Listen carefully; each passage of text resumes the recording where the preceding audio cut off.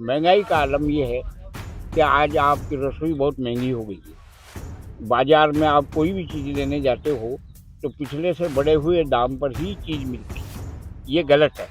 इन मुद्दों के ऊपर चुनाव लड़ा जाना चाहिए। तो सबसे पहले जो भी सरकार आए उसे इन दो मुद्दों पे काम करना चाहिए। पहला तो लोगों का रोजगार सुनिश्चित हो, दूसरा ये भ्रष्टाचार कब कम होगा यही समझ में नहीं आता। हर सरकार, कोई पर्टिकुलर पार्टी नहीं है। आप देखिए नोटों के बक्से, नोटों के भरे हुए कमरे वो किए जा रहे हैं और आम आदमी पे इनकम टैक्स लगा रहे हो आप। एनबीटी राजस्थान के सुनिए सरकार में आपका स्वागत है। हम अभी कोटा उत्तर विधानसभा क्षेत्र में हैं, जहां का सीबी गार्डन है और यहां पर सुबह की सैर करने के लिए लोग आते हैं। क्या कुछ उनका कहना है चुनाव को लेकर, क्योंकि फिलहाल जो राजस्थान में है, बीजेपी ने एक लिस्ट जारी की है। कांग्रेस की तरफ से अभी तक कोई प्रत्याशियों की सूची जारी नहीं हुई है और जनता का क्या मूड है, क्योंकि लोग इंतजार कर रहे हैं। चुनाव 25 नवंबर को है, 3 दिसंबर को नतीजे आएंगे। क्या कहेंगे सर चुनाव को लेकर, क्योंकि अभी तो स्थितियां साफ नहीं हुई है प्रत्याशियों की तरफ से। बीजेपी ने एक लिस्ट जारी जरूर की। दरअसल क्या मुद्दे हैं आप लोगों के? दरअसल क्या है कि प्रत्याशियों की लिस्ट आ रही है, नहीं आ रही है, देर से आ रही है, आ जाएगी। आम आदमी जो है, चाहे वो नौकरी पेशा हो, चाहे कोई धंधा करता हो, हर वर्ग इस समय परेशानी से जूझ रहा है। महंगाई का पारावार इतना बढ़ गया है कि उससे पार पाना बड़ा मुश्किल हो गया है। रोजगार की जो समस्या है उसमें नौजवानों का माता पिताओं को जवाब देना बड़ा मुश्किल हो रहा है, जबकि ये सरकार की जवाबदेही होना चाहिए, सुनिश्चित होना चाहिए, जो नहीं हो रही। ये एक बड़ा मुद्दा है। महंगाई का आलम ये है कि आज आपकी रसोई बहुत महंगी हो गई है।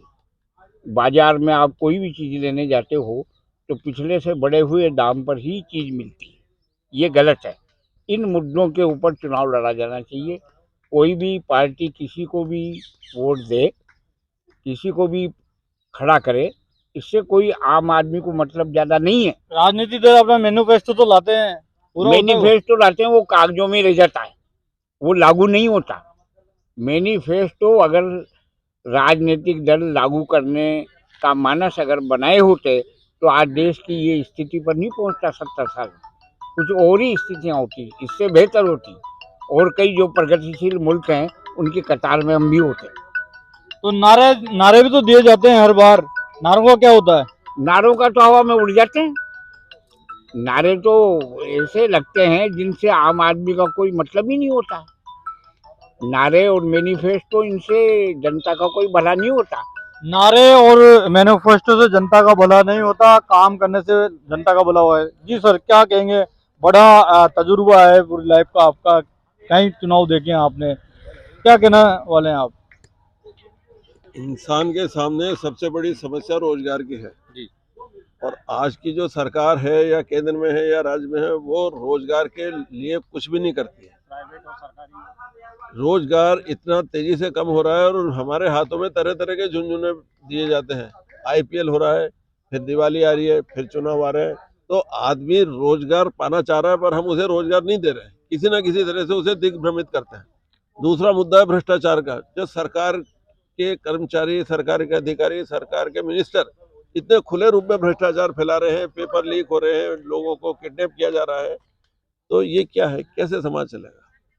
तो सबसे पहले जो भी सरकार आए उसे इन दो मुद्दों पे काम करना चाहिए। पहला तो लोगों का रोजगार सुनिश्चित हो, दूसरा ये भ्रष्टाचार कब कम होगा यही समझ में नहीं आता। हर सरकार, कोई पर्टिकुलर पार्टी नहीं है। आप देखिए नोटों के बक्से, नोटों के भरे हुए कमरे वो किए जा रहे हैं और आम आदमी पे इनकम टैक्स लगा रहे हो आप। और स्थानीय मुद्दों की बात करें तो क्या मुद्दे रहने वाले हैं स्थानीय? स्थानीय मुद्दे तो कोई इतने इम्पोर्टेंट नहीं होते, वो कभी ना कभी सॉल्व इंसान खुद भी कर लेता है, स्थानीय निकाय भी कर लेते हैं। लेकिन ये जो भ्रष्टाचार है, इसकी वजह से इतना नेगेटिव थॉट हो गया आदमी का कि वो कहता है कि ईमानदार आदमी का तो जीना ही मुश्किल हो रहा है। तो आम आदमी का जीना मुश्किल हो रहा है। और भी लोग हैं यहाँ गार्डन में, इनसे बात करने की कोशिश करते हैं। सुनिए सरकार में क्या ये लोग कहते हैं। सरकार रिपीट होगी राजस्थान में। क्या मुद्दे रहने वाले हैं? विकास, मेन तो विकास है।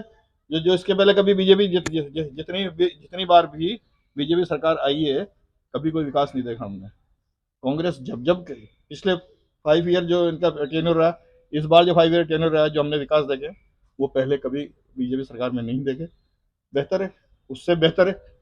मैं ये नहीं कह रहा बहुत अच्छे हैं, कोई मुद्दे नहीं है, कोई बेरोजगारी नहीं है, महंगाई नहीं है, ये सब चीजें भी हैं, पर दो जब खराब हो तो उसमें से एक बेटर तो ढूंढना पड़ेगा, आपको छांटना पड़ेगा। बेटर सरकार ये है जो अभी चल रही है। एयरपोर्ट का भी मुद्दा कोटा को लेकर काफी ज्यादा ये राजनीति में उलझा हुआ है, ये उलझा के रखा हुआ है। ये चला के उलझा हुआ है। इसको जब चाहेंगे ये सोल्व करा लेंगे। बस वो है कि श्रेय श्रेय किसको जाएगा? किसको लेना है, श्रेय किसको लेना है, बस यही बात है। लेकिन कभी का सोल्व हो जाता है, इतना बड़ा मुद्दा थोड़ी है। तो सेंट्रल ने उलझा रखा। अगर धारीवाल जी के अंडर में होता तो 100 एयरपोर्ट लागू कर देता कोटा सिटी के अंदर। 100 100 ये तो किसने उलझा रखा है? किसने उलझा रखा सेंट्रल ने है? उलझा रखा है। 100% है। 200% मोल लगाओ आप इस पे। क्या इससे राजस्थान गवर्नमेंट के अंडर 100 बना देते एयरपोर्ट। राजस्थान गवर्नमेंट के अंडर में होता ना ये मुद्दा, तो कभी का सोल्व हो जाता। पर चूंकि इसमें कई डिपार्टमेंट हैं, इसलिए ये इतनी आसानी से मुद्दा सोल्व होने ही नहीं दे रही। तो कोटा का जो जब तक कांग्रेस की सरकार रहेगी ना राजस्थान में, तब तक ये सोल्व होने नहीं देंगे, क्योंकि क्रेडिट लेना है। अब जब सरकार में सेंटर में बैठी हुई मुद्देबाज सरकार, जुमलेबाज सरकार, जो मुद्दे बताती है, जुमले बताती है, वो सारी चीजें पीछे के निकालती है कि 70 साल में क्या हुआ, 65 साल में क्या हुआ, और हमने 5 साल में कर दिया। ये सारा विकास 5 साल में कर दिया उन्होंने, या 8 साल में 10 साल में कर दिया। 10 साल दो टेन्योर हुए ना सेंटर में। उसके पहले क्या आप बैलगाड़ी भी चलते थे और ये रोड नहीं बने थे, ये प्लेन नहीं आए थे, ट्रेनें नहीं बनी थी, लोगों को रोजगार नहीं मिले थे। सारा 9 साल 10 साल में कर दिया उन्होंने। तो एक से एक कोटा का जो मुद्दा है एयरपोर्ट का, उसे श्रेय लेने की बात कही जा रही है। और भी लोग हैं जो एक्सरसाइज कर रहे हैं यहाँ, और सुबह अपने दोस्तों के साथ, परिचितों के साथ गार्डन में पहुंचते हैं, बात करने की कोशिश करते हैं। जी, क्या कहेंगे, किस तरह का मिजाज चुनाव को लेकर चल रहा है? हमारे अमीर, हमारे क्या कहते हैं, प्रवक्ता, हमारी टीम के प्रवक्ता, ये आप भी तो बन सकते हैं प्रवक्ता जी, हम बनते हैं। क्या किस तरह का माहौल है फिर भी कोटा में? सरकार रिपीट होगी नहीं होगी आप बताओ। सरकार रिपीट होगी, कांग्रेस की सरकार, और बहुत अच्छा काम करा धारीवाल जी ने। क्या क्या विकास हुए हैं कोटा में?